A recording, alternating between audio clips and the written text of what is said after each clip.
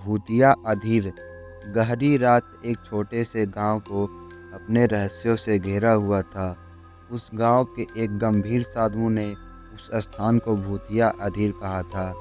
गांव वाले उससे डरते थे, लेकिन एक नौजवान राजीव ने इस रहस्यमयी स्थान की खोज में कदम रखा। राजीव ने भूतिया अधीर की पहली रात में गांव के पुराने मंदिर से रहस्यमयी आवाज़ सुनी। तुम्हें यहाँ नहीं आना चाहिए। यह आवाज़ उसे भूतिया अधीर की दहशत में डाल रही थी।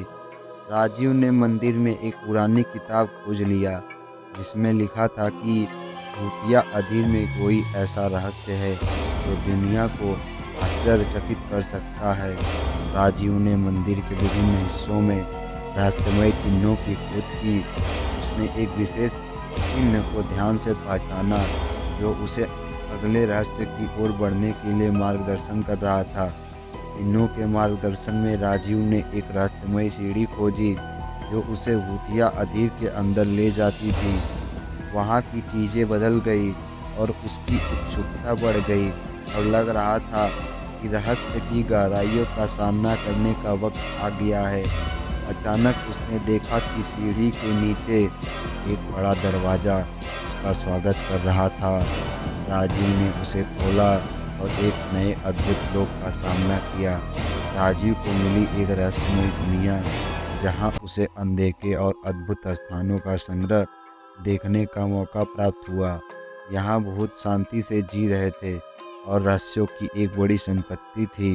राजीव ने भूतों से मिलकर उनसे रहस्यों के बारे में बातचीत की। वे बताए कि उनका उद्देश्य शांति और सुख का है, लेकिन उनकी ताकतें कमज़ोर हो रही है और उन्हें एक विशेष रत्न की आवश्यकता है।